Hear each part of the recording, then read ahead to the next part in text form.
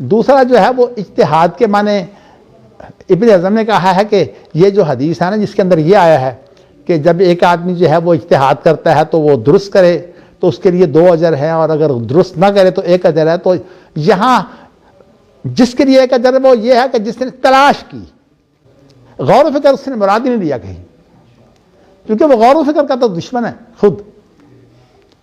وہ تو کہتا ہے مجھے حرف چاہیے. اس لیے مولانا حنیف ندوی صاحب نے بڑی اچھے الفاظ استعمال کیے ہیں، حرفیت پسندی. ویسے وہ فلسفے کے ماہر ہیں لیکن انہوں نے الفاظ اچھے استعمال کیے ہیں کہ اصل میں یہ حرفیت پسندی جو ہے وہ اسلام میں نہیں ہے. اور میرا خیال یہ ہے کہ مولانا حنیف ندوی صاحب نے یہ جو بات دی ہے وہ اصل لی ہے ابن خلدون سے. ابن خلدون نے زاریوں کو جو ہے وہ اہل سنت میں سے مانا ہی نہیں. وہ کہتا ہے یہ اہل سنت ہی نہیں ہوتے زاری، اہل سنت سے خارج کر دیا. کہتا ہے کہ تیسرا مکتب فکر ہے، یہ اہل سنت میں شامل نہیں ہے.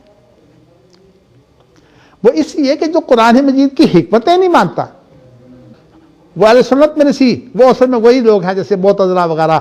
اور ویسے بھی اتفاق سے ابن حزم جو ہے وہ عقیدے میں تو معتزلہ سے بھی کافی آگے بڑھا ہوا ہے.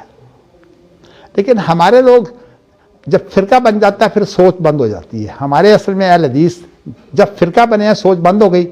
اب ابن حزم تو ایسا ہے کہ جو کہہ جائے وہ ان کے لیے ایسے ہے جیسے وہی ہوتی ہے، اور بڑے مزے لے لے کر جو ہے وہ اماموں کو گالیاں نکالتے ہیں. خاص طور پر اس نے ابن حزم کا یہ جو ایک قول ہے نا وہ لوگوں نے بڑا ناپسند کیا ہے، جو امام ابو حنیفہ کے بارے میں اس نے کہا ہے صدق رسول اللہ وکذب ابو حنیفہ. اللہ کے رسول نے سچ کہا اور ابو حنیفہ نے جھوٹ بولا. وہ کہتے ہیں اجتہاد جھوٹ نہیں ہوتا، اجتہاد غور و فکر کا نام ہے، اور غور و فکر کا تو ہمیں حکم دیا گیا قرآن مجید میں. اگر غلطی ہو بھی جائے، انسان عہد ہو، کتاب و سنت کو سمجھتا ہو تو غلطی جو ہے اس پر 1 اجر موجود ہے. لیکن ابن حزم نے یہاں بھی جو 1 اجر کی تفسیر ہے وہ اور کی ہے. کہا کہ تلاش صرف کتاب و سنت کرنا ہے، تو کتاب و سنت کی تلاش کا نام جو ہے وہ رکھ دیا کہ اس پر 1 اجر ہے. حالانکہ یہ بات نہیں ہے. کتاب و سنت میں غور و فکر مراد ہے. اجتہاد سے مراد کتاب و سنت کو تلاش کرنا نہیں ہوتا.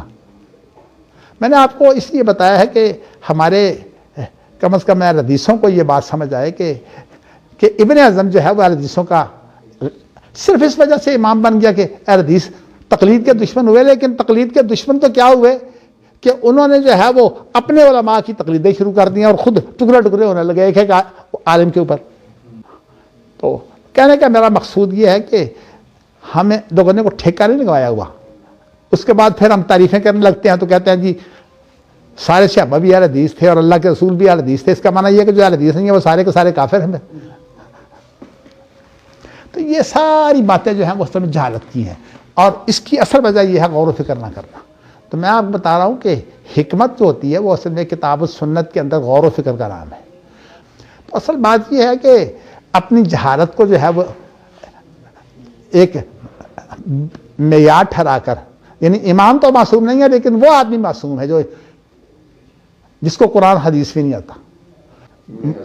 کہ ابن حزم کا جو نقطہ نظر ہے نا اس نے حکمت کو ختم کر کے بالکل یعنی اہل سنت سے خارج ہو گیا، حالانکہ اس حدیث کا وہ بڑا شیدائی ہے. تو اس لیے جن لوگوں نے حدیث کے ساتھ اس کی محبت کو دیکھا انہوں نے کہا یہ تو بہت بڑا اہل حدیث ہے، اور جنہوں نے دیکھا کہ وہ حکمت نہیں مانتا انہوں نے کہا کہ یہ اہل سنت ہے ہی نہیں.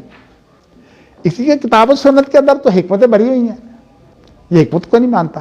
اب دیکھیں نا یہ کتنی فضول سی مثال ہے کہ اگر آپ جو ہے وہ کھڑے پانی میں براہ راست پیشاب کریں تو حرام ہے، لیکن اگر کسی پیالے میں کر کے اس میں ڈال دیں تو وہ حرام نہیں ہے. اب کوئی بتائیے کوئی آدمی کوئی عقل مند بات کی کہہ سکتا ہے؟ اور یہ کہ اگر پیشاب، چونکہ لفظ پیشاب کا آ گیا ہے، کوئی پیشاب کرے تو حرام ہے اور اگر کوئی پخانہ کر دے تو وہ حرام نہیں. یہ ساری باتیں جو ہیں بالکل یعنی عجیب و غریب حرکتیں ہیں. اس لیے مولانا اسماعیل سلفی اور حافظ محمد گوندلوی رحمہم اللہ وہ دونوں کہا کرتے تھے کہ ظاہری اہل حدیث کے لیے بڑا خطرناک ہے. اس لیے کہ اہل حدیث بڑی جلدی مغالطے کھا جاتے ہیں ان سے، چونکہ یہ جب قرآن کی آیتیں پڑھ کر بات کرتے ہیں تو بس. ابن حزم تو تقلید کا دشمن تھا نا، وہ ابن حزم کے مقلد بن بیٹھے. اب آپ دیکھیے کہ ہمارے کچھ لوگ ایسے ہیں علماء، میں نام نہیں لینا چاہتا، بڑے دعوے سے کہتے ہیں کہ ہم قیاس کے منکر ہیں، ہم نہیں قیاس مانتے، لیکن میں ایک کا نام لے دیتا ہوں، ایک تو حیات ہیں، اس لیے ان کا نام میں نہیں لیتا، وہ اس لیے لے دیتا ہوں کہ تاکہ آپ کو کم از کم ان کی کتاب میں پڑھتے وقت اس چیز کا دھیان رکھے۔ بہت مشہور عالم ہیں اور بہت بڑے عالم ہیں سید بدیع الدین شاہ راشدی، وہ ابن حزم سے اتنے زیادہ عقیدت مند تھے کہ انہوں نے اپنے مکتبے کا نام مکتبہ زاریہ رکھا ہوا تھا، اپنی کنیت ابو محمد رکھی ہوئی تھی ابن حزم کے نام پر۔